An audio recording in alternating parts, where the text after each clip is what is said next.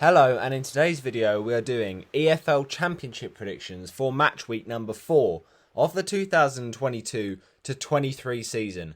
Before we do get into our match week 4 predictions, make sure you smash a like on the video, subscribe for more EFL Championship content across the season. If you missed it, make sure you go check out my match day vlog of Watford 1, Burnley 0, which was a great game, a huge result for Watford, also considering they only had 10 men.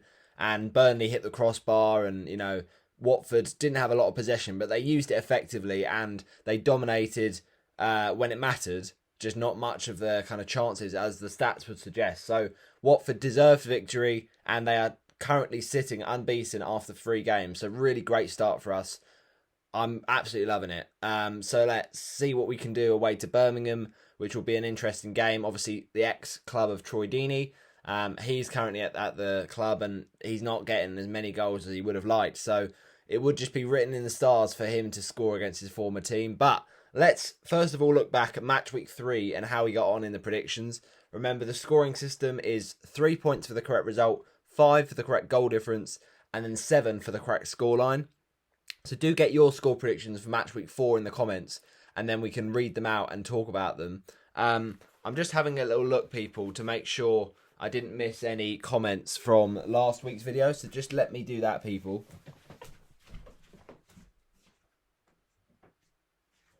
But this week should certainly be interesting in terms of the games that are still to play in match week 4. I think there are a lot of tight games to predict this weekend, or this midweek, I should say. And that's an important point. This is the first midweek round of games for this season in the Championship, so there'll probably be plenty more of these. And yeah, it's going to be exciting to see what happens in the midweek matches. But thank you for your support on the channel recently. It's been really, really good. So let's look through on my match week 3 predictions and see how I got on. I said Watford 2, Burnley 1, with Gosling, Pedro and Twine on the score sheet. Well, in the end, it was none of those. It was Tom Cleverley. And in fact, it was 1-0. So correct goal difference there. We'll take that. 5 points. Lovely jubbly. We also said Cardiff City against Birmingham. And that, of course, finished 1-0 to the Bluebirds. Good win for them. Philogene Bidace with the only goal against Birmingham. You feel for Troy at this point, but yeah, good win for Cardiff. And I got this correct result. So 3 points. Not quite 2-0, but close enough. Moving on, we had Sunderland against QPR. I predicted 1-0 to Sunderland. And I would have got the correct result if it wasn't for the 92nd minute. Seny Dieng, the goalkeeper for QPR, popping up with a goal. I mean, it is unbelievable stuff. What an assist from Chair. What a goal from Chair as well. But QPR snatching a point at the death and in the most dramatic fashion. And Ellis Sims is doing really well at Sunderland. But Sunderland will be gutted to have not won that game for sure. So no points for me there in that prediction. We also said Millwall 2, Coventry 0. And it was 3-2 in the end. So correct result there for me. But just the 3 points. I mean, this was a crazy, crazy game. George Saville with the late winner. What a match. What a match. By the way, Watford have just rejected a 20 million bid from Newcastle for Pedro, which is too right because Pedro has said he's staying, so don't want to have any of that from Newcastle. Of course, Emmanuel Dennis has moved to Nottingham Forest. That has been confirmed, and he's in the kit. He's pictured ready to make his debut in the next match against Everton, which of course was the team he scored at Goodison Park against, so should be interesting. But very, very good kind of business from Watford. We brought him in for around about £3 million and ending up selling him for 20 million. Big profit. And look, at the end of the day, it was inevitable that he was going to leave. He was never going to be playing the Championship because he's just far too good. So yeah, I wish him well. He had a great year with Watford, and sometimes when you get relegated, that's the kind of thing you have to face. But ultimately, yeah, interesting that one. But Ismail Assar still at the club as it stands. So we just got to hope we can hold on to him. That would be a massive boost. But if not, then we got to hope we can get someone in to replace him in time. It's just if he leaves on the final day, then we're in the mud. But for now, I think I'm pretty happy with our squad. we've got a lot of depth, which is important. But I just would like to see a couple more signings, like another centre-back or another forward maybe. We've been rumoured with Jack Stevens, which I think would be a really good signing from Southampton. We've also brought in Chowdhury, obviously, recently, and he was superb in that debut against Burnley. So I'm really liking the look of our team right now. Obviously, it's early days with Edwards, but his formation, his kind of approach is encouraging. And although we looked a little bit weird in our formation against Burnley, I think certainly Edwards is still learning and he's got a plan. He seems to know how to kind of get the best out of the players. So fingers crossed that will do its wonders. But yes, 3 points in that Millwall prediction. Moving on to Hull against Norwich. In this game, I did in fact predict a draw. I had a feeling Norwich would drop more points, but I did not expect them to lose again. They lost obviously to Cardiff on the opening day, and they were just very poor, Norwich City. And this is a bit of a shocker, really. Didn't see this one coming. I said they would be champions, and they're not exactly doing very well, Norwich City. And Nunez gets a debut goal for Norwich, but not good signs. Not good signs at all. So Hull with a good win there, but no points for me in the predictions. Because I said 1-1, so again, close but no cigar. Blackpool against Swansea, I went with a 1-1 draw. It was, of course, 1-0 to Swansea. Swansea just about got away with this game with a late goal in the end. A game you'd expect them to win, but when you think about the fact Blackpool had a penalty and Blackpool missed that penalty, it's a very interesting turn of events. So Swansea obviously getting that win from an Olivier Ntcham goal, but I said a 1-1, so not quite the right result there. Luton against Preston, that was a game obviously I thought going into it Luton would be favourites because of how they've kind of looked quite good against Burnley last week, but just shows the Championship can never predict it because it finished 1-0 to Preston, and what a goal this was. Oh my goodness me. Brad Potts with the most unbelievable scissor kick. That's like Di Canio-esque, but on another level. I mean, what a finish. He just hit it so confidently in the air. What a finish. So, yeah, unbelievable from Preston. They played well, even if they had less share of possession, but they had, a few good chances. But Luton really were quite wasteful with those 18 shots. So, yeah, first defeat of the season for Luton. And it's not ideal for them. Obviously, only 2 points from the first 3 games. But, good win for Preston, that one. I went with a 1-0 Luton, so just got it the wrong way around. Rotherham against Reading. I thought Reading would bounce back from recent games because Rotherham had looked quite cagey against Swansea, and then obviously they had that game postponed against Coventry. But fair play to Rotherham. I've got to give it to them because they absolutely gave it to Reading. 4-0. Reading were abysmal, absolutely abysmal. Defensively, they just look all over the shop. They had more chances, that was the funny thing, but their defence is just so poor right now. Conceding 7 minutes in is never a good way to start. No points for me in the predictions there. Got that completely wrong, saying 2-0 Reading. So Reading really are in a bit of a sticky one right now, but let's see whether that develops even worse. Huddersfield against Stoke, I went with a 1-1 draw. I just thought these teams were quite evenly matched, but Huddersfield in the end getting a 3-1 victory. They did draw level at 1-1, and I thought that's maybe how it was going to finish, but obviously Huddersfield just motored away. Danny Ward with a goal, and the ever-present, ever-reliable Jordan Rhodes still going strong and getting a goal for the Terriers. So good win for Huddersfield after kind of few disappointing games for the Terriers. That's a good win to kind of get their season off and running. So that's a nice result for Danny Schofield and the manager. But no points for me there. So, since that Millwall Coventry game, we've got 0 points. Looking ahead to the Wigan Bristol City, I thought Wigan at home against a poor Bristol City side, they'll get the narrow 2-1 victory. But in the end, of course, Wigan did not win the match and it was a draw. So kind of unlucky here because I was a goal away again. But unfortunately, Wigan, despite all the chances, couldn't quite force that second goal. Andreas Wyman scores again. He's just a goal machine. He's getting ridiculous now. 3 goals, I think it is now already, and he's just in such great form. But it was too easy for him to score that goal, and then Wigan get their goal for Will Keane. But that's all they can do. So look, ultimately, it's a kind of interesting result, that one, but not good for the predictions. Then Middlesbrough against Sheffield United. I thought Middlesbrough were certainly a team that could do something at home as well. I just fancied them to cause an upset against Sheffield United, and they did take away a point, which was a great result, but I thought they would just go a bit further than that and beat Sheffield United in a 1-0 victory. So, again, no points for me, but look, at the end of the day, that own goal from Ryan Giles was very unfortunate for Middlesbrough. I don't know what was happening there, but Chuba Akpom ultimately, though, just makes sure that Sheffield United don't get the victory.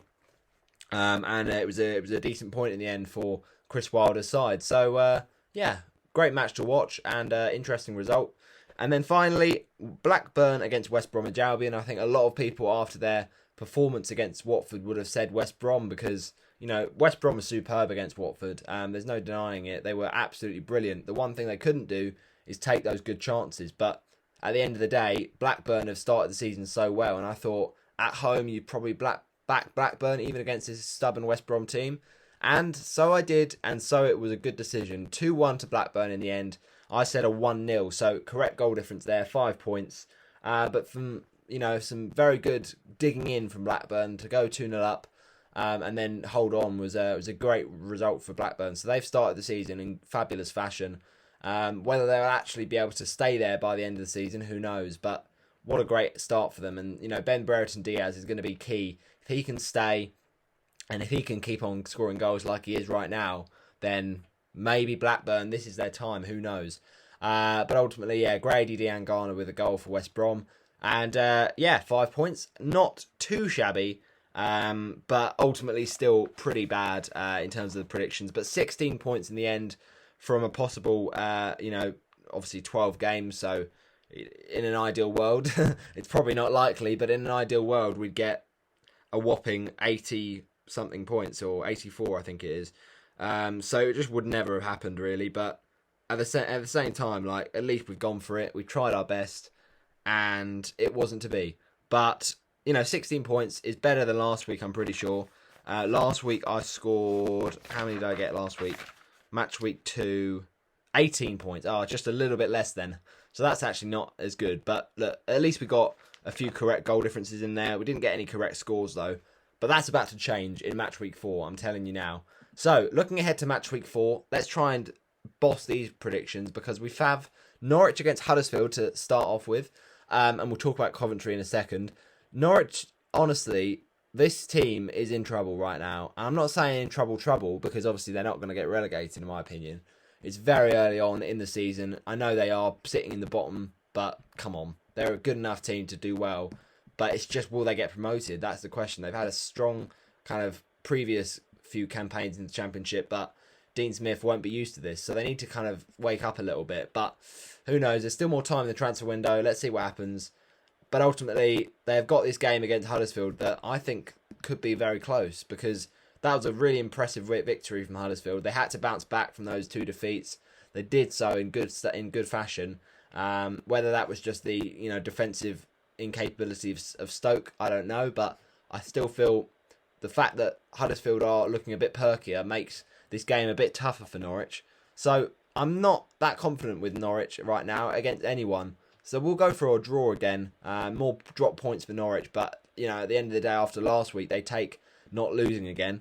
So I'll say Norwich City 0, Huddersfield 0. I think this is going to be a tight match, fought very, very hard, but ultimately no quality in the end. Coventry Wigan. Now this is postponed. Obviously, just as it was against Rotherham, it was postponed. I have to talk about Coventry because this is a logistical kind of nightmare, really. I don't know what they were thinking with the Rugby Sevens matches being hosted from the Commonwealth Games. I mean, oh my goodness me. Number one, if you're going to get these kind of matches hosted at your stadium, then at least start repairing it sooner. Or if you're going to have some of the games at the stadium, do it at the start of the tournament, not so recent. I mean, it's just abysmal. It's poor planning. And even with the planning, it's just poor from the rugby game. I mean, how has it been that bad that they haven't done it in time? It must have chunked, took chunks out of the ground. It's actually abysmal. So I don't know whose fault it is. I don't know who to point the finger at, but certainly a few people here are massively under their caution, massively at fault here. So it's a bit of a shambles, and therefore we won't predict it because it's not going to go ahead. But you feel for Wigan and you feel for those Coventry fans because that is just so poor from them. So, to have not played a home game after the first 4 weeks is a really big problem. Let's move on to Birmingham and Watford. Obviously, we need to kind of hopefully improve our away performances because against West Brom we were so second best. It was actually unbelievable. To get a point from that was superb. So, we looked at that Burnley game. We saw that was probably the toughest of the three, and we got the victory. So we need to replicate some of our home performances in these away games. I can't lie, the performances have been far from great, but they've been enough, and that's kind of been battling us through matches. So it's far from the finished article. It certainly needs a lot of polishing and a lot of tweaks and little things here and there. But with the business window we've had so far, I'm pretty happy with Chowdhury, possibly now Jack Stevens. And also, if we can bring in someone else, it would be nice. So I'm fairly content. But, Birmingham, they will put up a fight. They will make it hard to play against. And in their last game against Cardiff, yes, they lost, but they only lost by 1. So I worry that we're going to be struggling to break down a team away from home like we saw against West Brom. We couldn't even get out of a half. So I feel like they're going to be easier to get through the lines because Birmingham naturally are, much less of a threat than West Brom. But I still feel this won't be easy as people make out. So I think we have to go there with a lot of confidence, but also a lot of caution. Because if we go into this game and see it as an easy 3 points, then we could get a smash and grab against us. And that, honestly, is not what we want to see. So I'm going to say Watford win, but I think we have to be very, very careful we don't, see this as an easy 3 points. Because you can look at the table and think, oh yeah, Birmingham, that's an easy 3 points with them. I look at those teams, West Brom, Norwich and Bristol, they won't be there come the end of the season, nor Middlesbrough. But it's exactly mid-table for Birmingham. So it's hard to know what they're going to really do this season, especially with what's going on behind the background with the owners and all that. So I think this is a game we should win, but I'm going to go for a narrow 1-0 victory, just as we did actually, I think, last time we were in the Championship. If I remember rightly, I think it was a Troy Deeney penalty for Watford with a late winner. But instead, it won't be a penalty. It will be a goal from João Pedro, who I just mentioned has been offered for Newcastle. Not having that, thank you very much. He is a Watford player and he's here to stay, and he's going to get the goal, the Brazilian baller. Obviously, this is a match we have to play without Hassan Kamara, who got suspended, and obviously there are a few injuries in the team right now. But look, you can't be perfect all the time, and ultimately, hopefully, there'll be a better performance. The only goal scorer, though, João Pedro on 55 minutes is my prediction. Now, Bristol City v Luton. This is a game I can honestly see being really tight because I was quite impressed by Bristol City with the goal that Weimann scored. And Luton last week were quite poor. So I think Bristol City at home can actually get a point from this game. I've just got this feeling. I thought Luton would win last week. They were quite poor. So I think they'll settle for a point this time around. Bristol City 1, Luton Town 1. Moving on, we've got Preston Rotherham. Obviously, Rotherham back in action. They got their game against Coventry postponed. And then, of course, they had that match last week against Reading, which was, certainly it showed that they had rested up a lot because they looked so fresh, they looked fantastic, and Reading were obviously awful. So Preston will take a lot of confidence from that victory over Luton, but I think Rotherham after that 4-0 surely get a victory here. So as much as Rotherham away from home are a bit of a worry, I think this time they'll be better. Preston 1, Rotherham 2. Swansea against Millwall is next, and this is two teams that could do all right this season. Swansea obviously with the win against Blackpool, and Millwall with another victory, but only just against that 10-man Coventry side. So I think Millwall honestly are a team that I can see pushing higher up in the playoff places this season. I think they've been quite up and down ultimately, but I think most of the team is looking strong. And it seems like Steve Morrison knows what he's doing. So I say Steve Morrison, I think that's a Cardiff manager. I forget who the Millwall one is, but Is it Gary Rowett still? No, surely not. I can't remember. The point is, I think this will be a highly contested, not 40 contested, but I think it will be a draw. I think because of the fact Swansea are at home, they'll get enough for a point, but ultimately not 3 points. Swansea 2, Millwall 2. Now we've got a game between Burnley and Hull. This is a really interesting game because Burnley come into this, probably after that opening day victory at Huddersfield, one of the favourites to go and get straight back promoted, and obviously one of the favourites for the title because they only, last time they were in the Championship, did win the Championship title. So, but since then they've been quite poor. Against Luton, I thought they were quite sloppy, and against Watford, I thought they didn't really create enough. And Backman made a few fantastic saves, and other than that shot that hit the bar from Brownhill, they didn't do a lot really from that second half. So I think they'll really be looking to win, especially at home.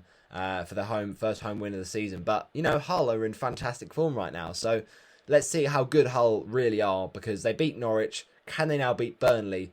I don't think so. I think it'll be another draw. I'm predicting a lot of draws, I realise, but I feel like that's just what's going to happen. So I think it's going to be another 2-2 draw here. Hull will go in front. Burnley will get them back. Hull will go in front again, and Burnley will take a point. QPR Blackpool. Now this is a game I can see being a home win, because as good as Blackpool were at points last week against a battling team, they lost to Swansea in the end, and QPR, look, they were certainly looking to get a victory, but it was when you're going to be 2-1 down in the 89th minute, you're going to take a point when you see your goalie scoring. So it was unbelievable last week for QPR, battling draw in the end, and Blackpool is a bit more of a difficult kind of game to predict, because on their day Blackpool can be quite good, but I think across the season, Blackpool will struggle. So I think QPR 2-0 victory at home here. Now, Stoke against Middlesbrough. Last week, I thought Stoke were really, really poor. Quite underwhelmed by them. But then the previous week, Stoke did look impressive, but that was Blackpool. So, no offence to Blackpool, but maybe this is a kind of match that Stoke's struggling. Middlesbrough last week were strong against Sheffield United, and I don't know, I feel like sometimes we think that this Middlesbrough side are weaker than they are. They've got some good players. Of course, they've got a great manager in Chris Wilder. So I'm going to say Middlesbrough to win 3-1 away from home. Then it's Sheffield United Sunderland. Now, this will be a tough test for that Sunderland team, because as good as they've been so far, they've not had too many tricky matches. I mean, you look at Coventry, that could have been tough on their day. And ultimately QPR was okay. They got a point from that. So Bristol City as well, that was their last win. So, you look at this match and think, this is probably going to be one of the toughest games of their season. But I think at least they can limit them in terms of goals. However, at home, I'm still going to predict a Sheffield United win. It's going to be cagey though, 1-0 to Sheffield United.